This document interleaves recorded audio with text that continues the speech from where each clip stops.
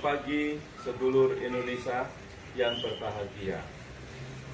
Pagi hari ini saya ingin sedikit memberikan pencerahan tentang apa yang dihebohkan selama ini terkait Undang-Undang Omnibus Law.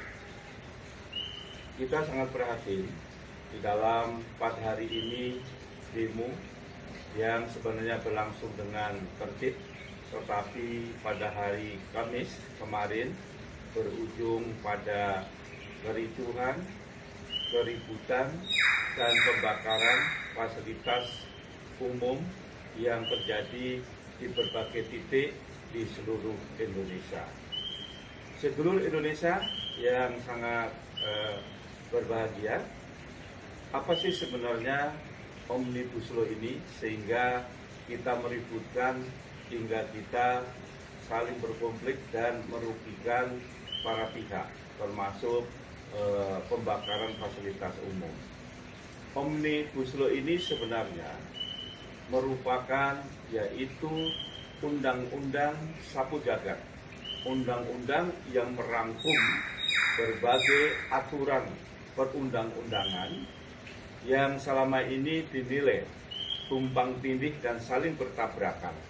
Maka keinginan pemerintah Presiden Jokowi, undang-undang yang saling bertabrakan, yang saling tumpang tindih ini diintegrasikan di dalam satu wadah, yaitu Undang-Undang Sapu Jagat atau Undang-Undang Omnibus Law.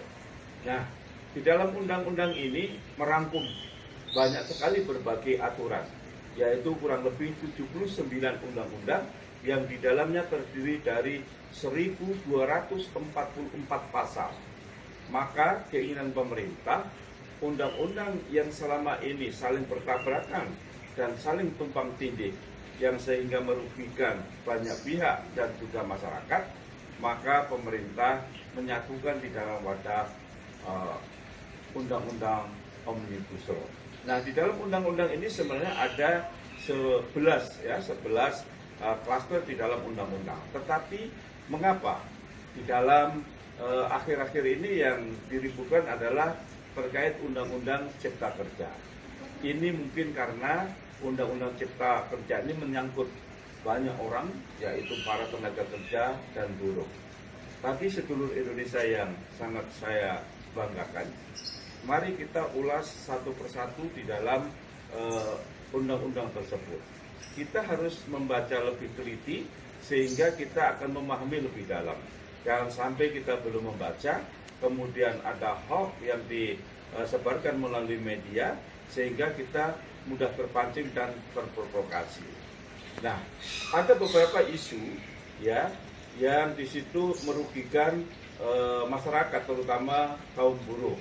Ya, yang pertama adalah yaitu dihilangkannya UMR. Nah, padahal di undang-undang itu kalau kita baca pasal demi pasal, di situ UMR tidak dihilangkan karena gubernur menetapkan UMR. Nah, provinsi. Nah, ini tetap ada. Kemudian isu kedua dihilangkannya pesangon. Nah, coba kalau kita lihat secara teliti, tidak ada menghilangkan pesangon, tetapi disempurnakan. Selama ini di dalam Undang-Undang Nomor 13 Tahun 2003, di situ bahwa pesangon terhadap pemutusan hubungan kerja diberikan 32 kali gaji. Tetapi coba kita lihat selama ini, Undang-Undang Nomor 13 Tahun 2003 itu tidak bisa dijalankan oleh semua pengusaha atau semua pihak. Nah, hanya sekitar 7% yang bisa menjalankan bahwa pesangon 32 kali. Maka selama ini ada masukan-masukan dari pengusaha, dari kaum buruh, kemudian pemerintah mencari sebuah solusi agar antara pengusaha dan juga buruh ini sama-sama tidak dirugikan. Tentunya kaum buruh ingin mendapatkan keuntungan secara pribadi, tetapi juga pengusaha juga ingin mendapatkan keuntungan. Oleh karena itu, salah satu solusi adalah di dalam salah satu pasal disempurnakan. Jadi bukan dihilangkan, disempurnakan.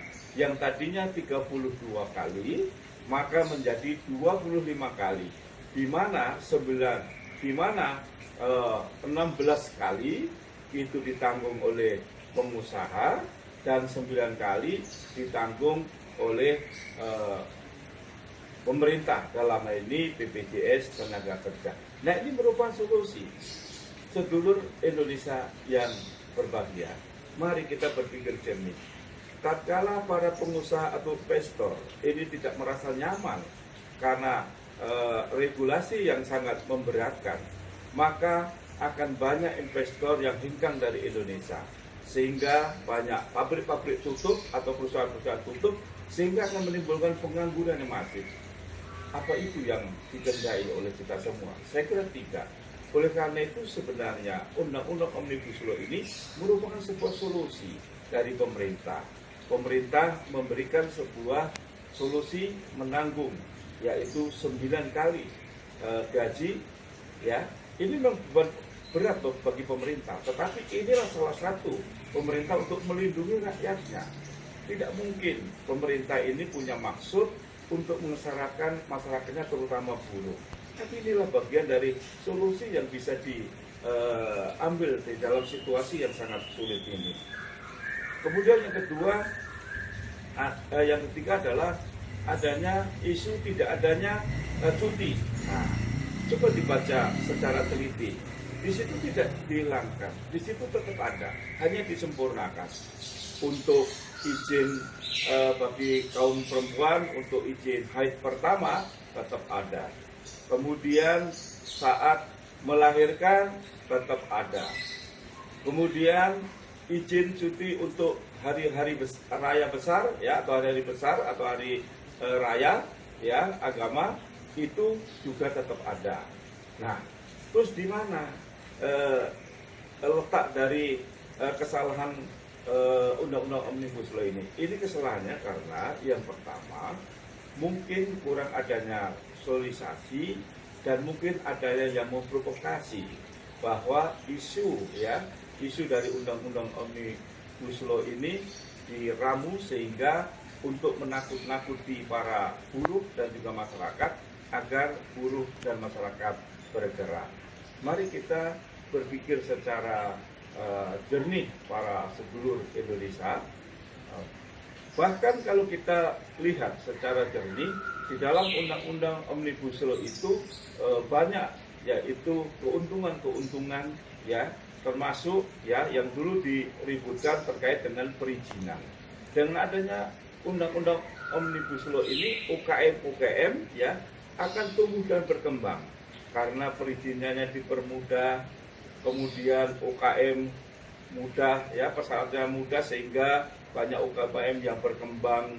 Kemudian juga di dalam sisi pemodalan juga pemerintah memberikan sebuah prioritas, ya, prioritas terhadap yaitu UMKM yang berkembang.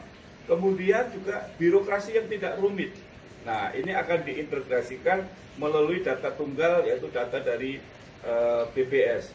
Kemudian lebih kolaboratif. Nah, ini juga merupakan salah satu solusi dari pemerintah, ya, agar UKM ini berkembang. Dengan adanya UKM yang berkembang, maka akan menyerap tenaga kerja, di mana selama ini sedulur Indonesia bahwa pencari kerja setiap tahun kurang lebih 3.500.000. Nah, ini merupakan sebuah beban berat bagi pemerintah. Maka pemerintah mencari solusi, membuat sebuah integrasi Undang-Undang Omnibus Law ini agar UKM ini bisa berkembang. Nah, jika ada pasal-pasal di setiap klaster, ya, termasuk di pendidikan, lingkungan hidup dan lain-lain, ada yang memang dirasa merugikan, maka ada mekanismenya, ya, tidak melalui demo-demo mengerahkan masa kemudian anarkis, merusak, ya, tapi bisa yaitu melalui uji materi di MK. Nah, sebenarnya Undang-Undang Omnibus Law ini sebenarnya belum menjadi undang-undang karena tahapannya baru disetujui oleh DPR. ini ada tahapannya. Paling lambat 30 hari ya, sesuai dengan undang-undang terkait dengan peraturan, bahwa jika sampai 30 hari Presiden tidak menandatangani, dianggap sah ya, rancangan undang-undang ini menjadi undang-undang. Dan jika di dalam kurun waktu 7 hari, 10 hari atau 15 hari Presiden menandatangani dan diundangkan di dalam lembaran negara, itu sah. Nah, satu-satunya jalan, karena ini sudah disetujui menjadi salah satu undang-undang, maka tadi kalau sudah disahkan ataupun setelah lewat 30 hari, maka bisa diuji materi melalui MK. Atau jika berkenan, Presiden bisa mengeluarkan namanya Perpu, peraturan pemerintah pengganti undang-undang. Nah, ini sebagai solusi. Nah, mari sedulur Indonesia, baik sedulur buruh dan juga mahasiswa, mari para pemimpin buruh berkumpul, datang menghadap ke pemerintah atau dalam ini Presiden untuk yaitu melakukan ajuan untuk Perpu atau ke MK untuk mengajukan uji materi. Nah, ini saya kira salah satu langkah yang memang secara konstitusional ya. Mari, saat ini bangsa Indonesia sedang menghadapi yaitu wabah atau musibah pandemi COVID-19. Mari jangan ciptakan klaster baru. Bisa dibayangkan akan semakin sulit kita di dalam menghadapi cobaan ini jika klaster-klaster baru timbul dalam pasca yaitu demo-demo yang beberapa hari lalu. Maka mari sedulur Indonesia kita berpikir jernih, marilah kita baca satu persatu ya. Jika memang ada pasal-pasal yang merugikan, mari kita tempuh melalui jalan konstitusional agar kita tidak merugikan. Bayangkan jika kerusakan-kerusakan di mana-mana yang akan dirugikan kita sendiri sebagai bangsa Indonesia, dan pemerintah akan semakin berat bebannya. Oleh karena itu, di masa pandemi ini, mari kita bersikap sabar, kita juga harus cerdas ya, secara intelektual, jangan mudah kita dihasut. Siapa yang akan diuntungkan di dalam kerusuhan-kerusuhan seperti ini? Mungkin ada pihak-pihak yang ingin cepat berkuasa. Nah, namun tempuhlah dengan jalan-jalan konstitusional, karena pemerintahan saat ini adalah pemerintahan yang sah, yang memang dilindungi oleh hukum. Oleh karena itu, sedulur Indonesia yang berbahagia, mari kita bersama-sama menjaga ketertiban, keamanan, persatuan, dan persatuan. Kita ngopi dulu. Nah, ini merupakan ramuan untuk meningkatkan imunitas tubuh agar kita tidak mudah kena virus corona. Sedulur Indonesia, saya kira sedikit tulisan dari saya, Profesor Dr. Paimar Raharjo. Terima kasih, selamat pagi, dan salam semangat. Jangan lupa pakai masker. Selamat pagi dan semangat.